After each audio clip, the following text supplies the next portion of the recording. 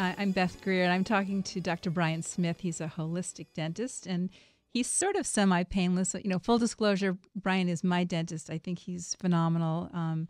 I just think that what he's doing is revolutionary in the way most dentists work, and I really just wanted to get the word out about him. So, Brian, can you talk about the this alternative light wire appliance, or ALF, that you're using, which is like a cranial sacral approach to orthodontics?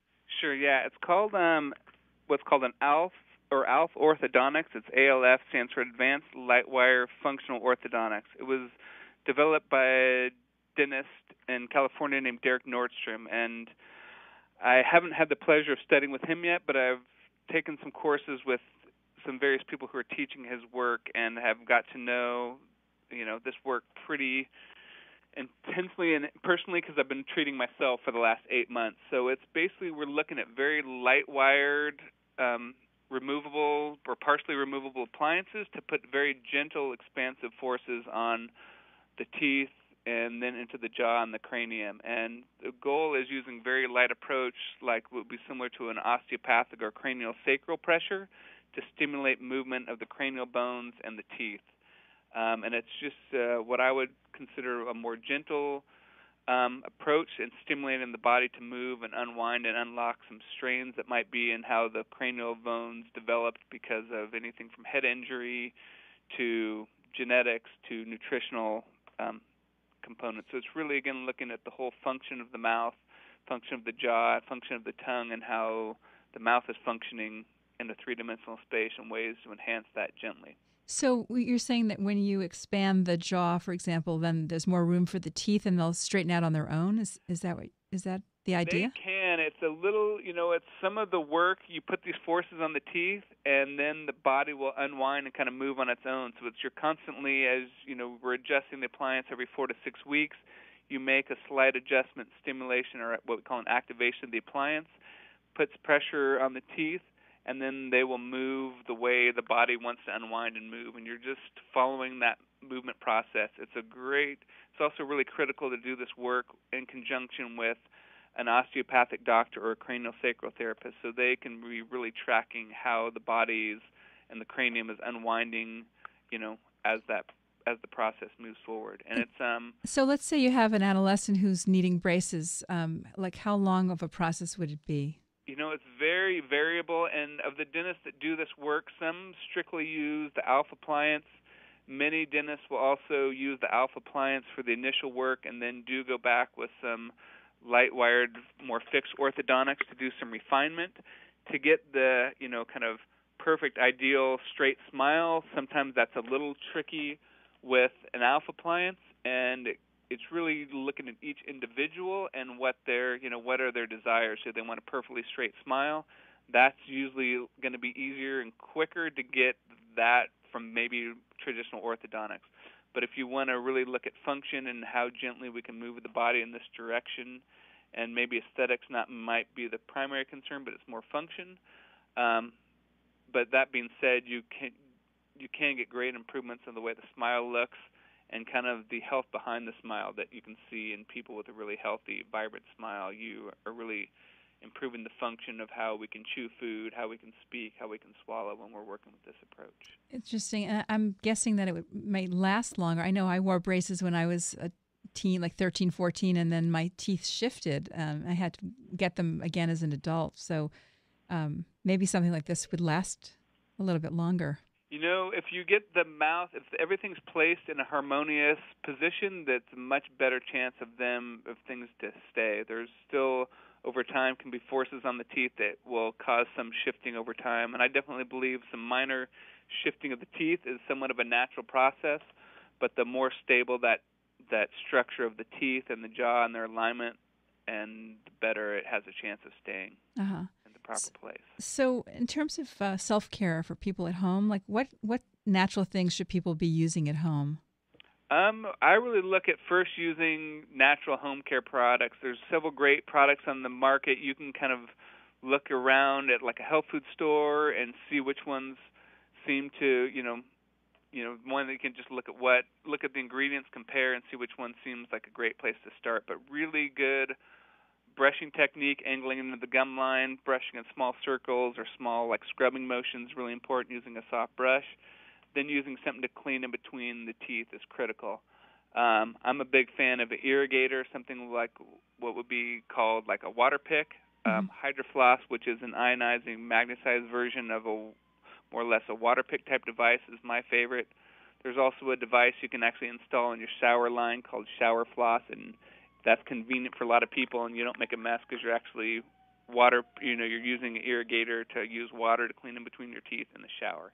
I haven't tried that model myself, but I've been tempted a few times because some of the other tabletop models you can make a little bit of a mess by squirting your water around. And then I really enjoy an herbal mouth rinse that can be really good as an adjunct to swish in between the teeth and gargle with. And using things like toothpicks and floss, something to make sure you're really cleaning in between the teeth is critical. And what do you think about the calcium zinc rinses or toothpaste or toothbrushes? That's something I just got introduced to a couple months ago. A patient brought me some information, and you can get some information about this calcium zinc therapy at calciumtherapy.com.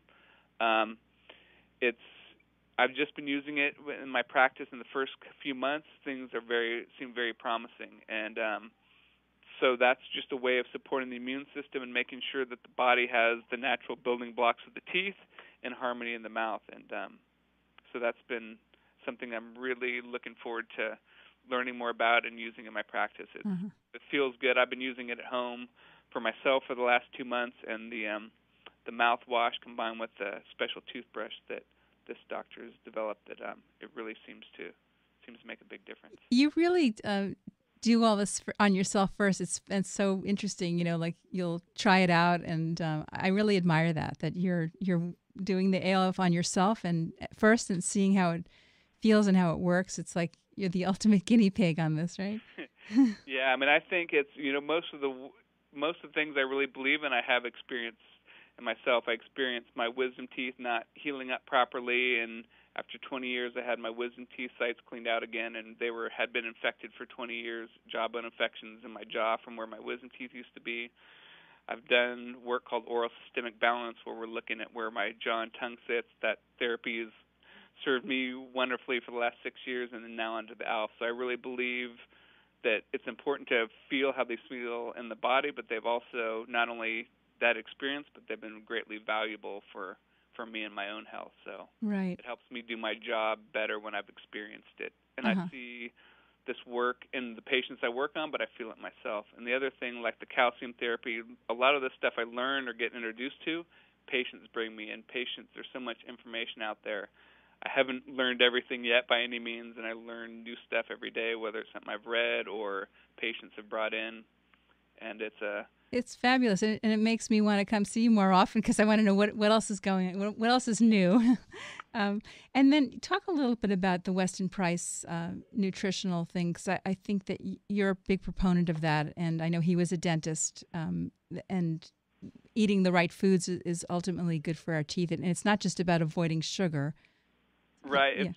It's about the way I kind of look at it is, Weston Price was a dentist who did a tremendous amount of research in the 1920s and 30s. One of the things he was really fascinated by or curious about is why so many people were getting tooth decay and their teeth were crowded, and generally there was he figured there was some imbalance, and so he started looking for healthy populations around the world and what they were eating, and to try to figure out why what he saw, I believe it was in Nebraska, if I'm not mistaken, somewhere on the East Coast, why he saw so much tooth problems. And he was able to find some populations as he looked around the world that were really healthy and vibrant, and good teeth. And what he saw was in these areas where they didn't have any refined foods and ate healthy fats and ate basically a local, healthy, what some people call a primitive diet, or what sometimes people refer to now as like a Paleolithic diet, where they were eating non-refined foods and whatever they had available.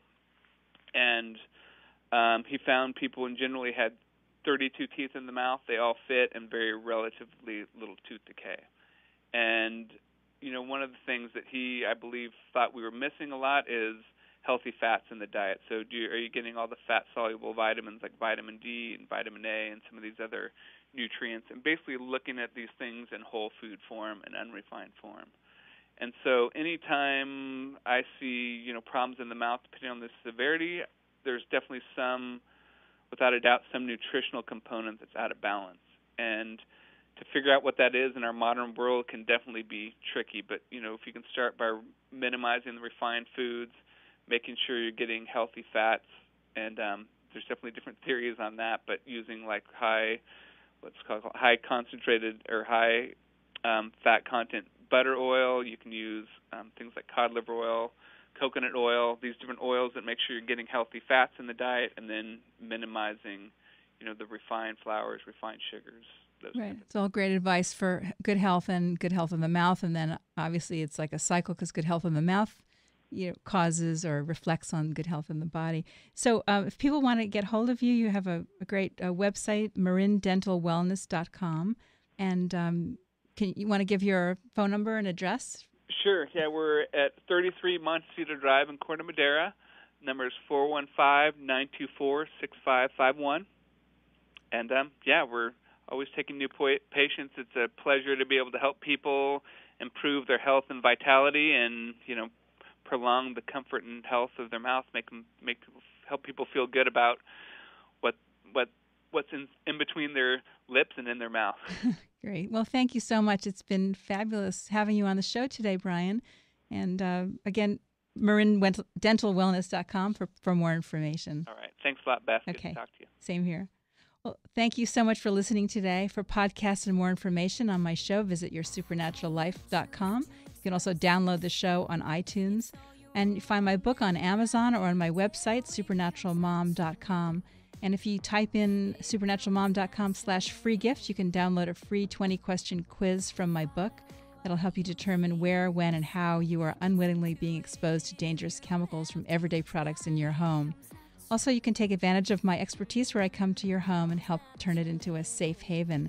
You can email me at beth@supernaturalmom.com for more information. We'll see you here next week. We have another great show coming up. I'm Beth Greer.